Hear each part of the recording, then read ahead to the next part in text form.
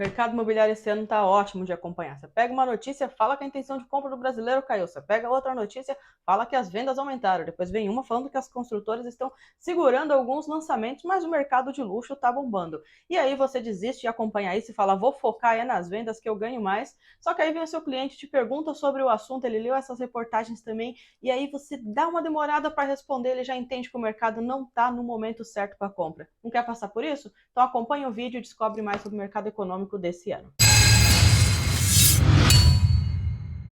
Então, pessoal, 2022 chegou com uma perspectiva muito grande de melhora, essa perspectiva mais relacionada ao emocional, pelo pós-pandemia, retomada ao normal, né, que todo mundo sempre falou, depois de 2 anos. Mas já lá no final de 21, nós vimos alguns sinais de que talvez a economia não fosse voltar assim tão acelerada, né, as coisas fossem ser um pouquinho mais complicadas. Então, por exemplo, no segundo semestre de 21, nós tivemos aí um aumento de 5,29% no valor geral dos imóveis, o que já diminuiu um pouquinho a aquisição naquele período.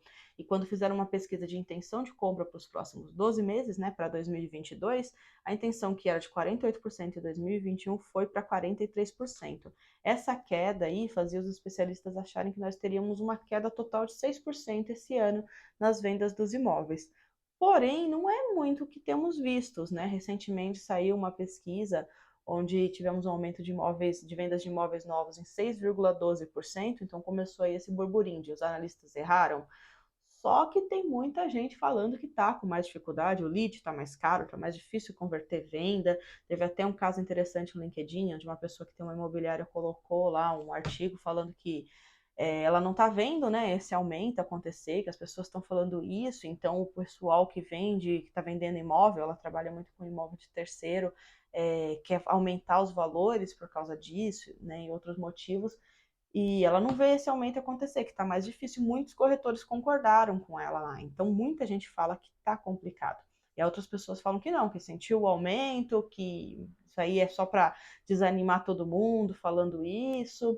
Mas eu acho que nenhum dos dois estão errados, tá? O que está acontecendo é que as pessoas não estão analisando os mesmos pontos. Olha só, quando a gente fala de perspectiva de queda por intenção de compra, foi uma pesquisa a nível Brasil. Mas a maioria dessas pesquisas que estão saindo, que teve aumento de vendas, são em algumas capitais, São Paulo, outras onde as praças são mais movimentadas. E esses 6,12% de imóveis novos que teve aumento, eles foram só de imóveis novos, não foi uma pesquisa que incluiu imóveis usados, que é onde o pessoal tem até tido mais essa percepção de queda. E tem outra coisa, nós tivemos de fato sim uma queda, e foi uma queda de 10%. Não é uma queda tão pequena, mas foi no programa Casa Verde e Amarela. Então, quem trabalha em outros nichos talvez não tenha sentido isso. E por que com essa queda de 10%, as pesquisas ainda estão informando que teve um aumento total? Porque o mercado de luxo passou por um aumento significativo, ele aumentou 109% as vendas dele. Então, apesar de você ter uma queda no Casa Verde e Amarela, você teve um aumento no mercado de luxo, e isso equilibrou as pesquisas. É claro que a pessoa que trabalha mais focada no PCVA, ela sentiu um impacto maior, né? E sem contar que a maioria das vendas acabam vindo, né, do PCVA e também do médio padrão. O mercado de luxo ele está sendo muito significativo esse ano, mas não são todos os corretores que estão envolvidos neles. Então, sim, a economia ela está afetando um pouquinho o mercado, mas mais para o pessoal do mercado mais baixo, e ela pode afetar um pouco mais até o final do ano por causa da inflação, o aumento dos insumos.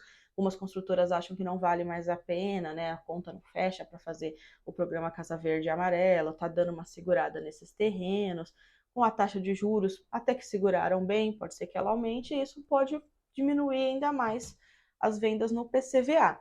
Mas é claro que não estamos aqui para ver o que é desanimador, né? Eu não quero criticar e nem deixar ninguém desanimado sobre o que tem que fazer. Bem pelo contrário, quando a gente tem conhecimento, a gente consegue se planejar para dar o tiro certo. Então, você sabendo dessa possível queda, você pode focar em outros aspectos. Não é simplesmente, então vou largar tudo e vou ir para o alto padrão. Não é isso que a gente vai falar aqui. Tem nichos e tem formas de fazer as coisas. Então, uma coisa muito importante para se considerar no momento que a economia padrão está um pouquinho mais complicada é uma área chamada economia comportamental ou neuroeconomia, que é um local onde as pessoas analisam mais do que a decisão racional. Não é simplesmente quanto custa um imóvel, mas sim a forma que a pessoa emocionalmente toma essa decisão. Quando a gente vai no emocional pós-pandemia, você tem uma valorização muito grande do lar, né? A pessoa que de repente quer mudar para uma casa maior, ou ela quer ter um home office, ou ela não precisa mais ficar tão perto do trabalho porque ela pode fazer esse trabalho remoto. Então, essa valorização do lar fez com que as pessoas procurassem mais imóveis, então está tendo bom retorno de lead, ele pode demorar um pouquinho mais, mas o pessoal está procurando. Mas uma coisa que a gente pode levar, né, no nosso marketing, no atendimento, é muito a questão da perda do imóvel, né, a vulnerabilidade que a pessoa fica. Porque o que acontece? Quem mora de aluguel tem muito medo de repente, mora nos 90 metros quadrados, numa crise ela tem que passar para um menor de 50 metros. Nossa, se de repente o apartamento fosse dela, ela não precisaria passar por isso, porque os aluguéis aumentaram muito, a parcela não teria aumentado tanto. Então, esse médio padrão aí, ele fica pensando nisso. E até mesmo quem está numa situação mais vulnerável, um médio, baixo padrão, né? Baixo, médio padrão, ele tem muito medo de repente perder o imóvel, ter que voltar, de que é de aluguel, né? E ter que voltar para casa de algum familiar, ou de repente até mudar muito de bairro.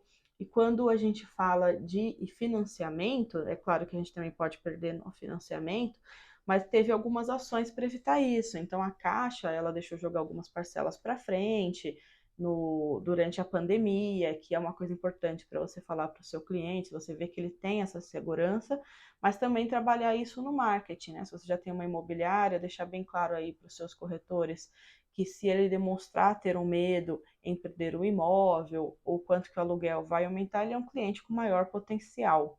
Então, o que eu estou mudando de estratégia, trabalhando aí esse ano, eu vou falar por nichos.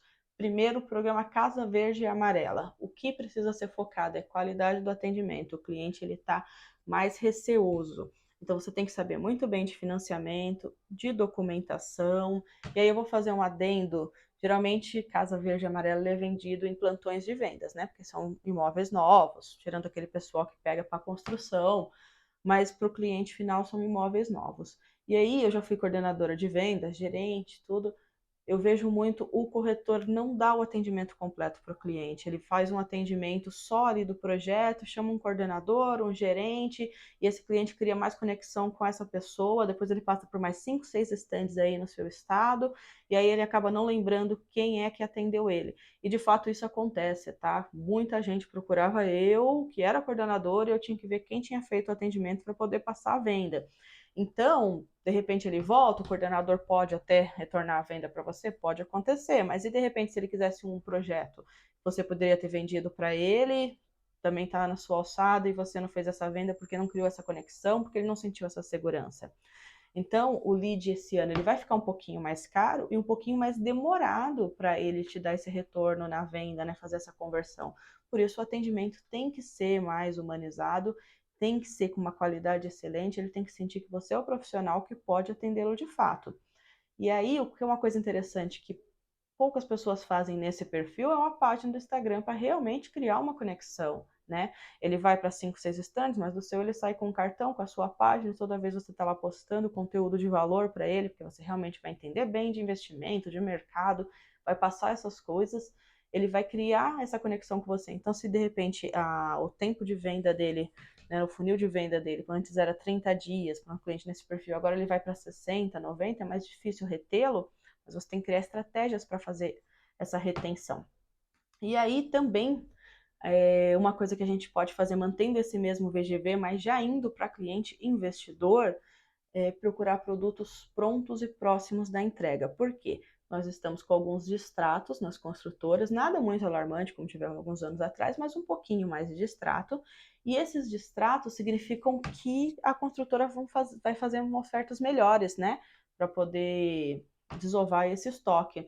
E aí, com essas ofertas melhores, você consegue fazer anúncios mais atrativos e também o cliente já começa a rentabilizar daqui 2, 3 meses, dependendo do prazo de obras.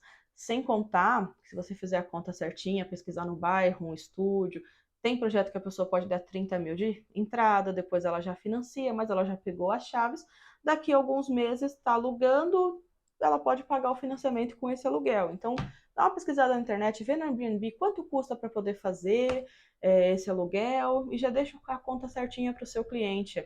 Ele vai ter um interesse maior em investir se ele tiver uma amostragem dessa rentabilidade. Tá?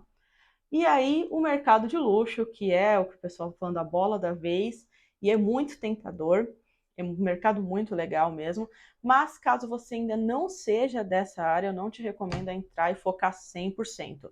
Vai fazendo um trabalhinho aos poucos, porque o mercado de luxo, o lead é bem mais caro, a conversão também é bem mais demorada, então você vai precisar de um caixa mais longo, né? Não vai começar vendendo todo mês um apartamento de 2, 3 milhões, uma casa nesse padrão, igual acaba vendendo, dando um giro maior no médio, baixo padrão. E o cliente de luxo, ele compra muito relacionado à sua conexão que ele tem ao network, e também o cliente de luxo, ele compra antes de qualquer coisa de você. Ele não vai comprar primeiro o imóvel, mas ele vai comprar sim o atendimento, e então você tem que analisar antes de começar nesse mercado a sua percepção de valor, a sua imagem, o que você tem para oferecer para esse cliente, além do imóvel, porque ele vai fazer toda essa análise, ele gosta de ter uma boa conversa, são atendimentos longos quando eles estão indo bem, e tudo isso, né, já é assunto aí para um outro vídeo, tem muita coisa sobre o atendimento do cliente para melhorar, então já se inscreve aqui no canal para você acompanhar as dicas dos próximos vídeos e ver mais dicas de vendas também, e também comenta aqui o que você está achando desse mercado esse ano. Vocês acham que as vendas aumentaram ou diminuíram para você? Você já trabalha com o mercado de luxo? Me conta o que mais vocês querem saber e aguardo vocês nos próximos vídeos. Até mais, pessoal!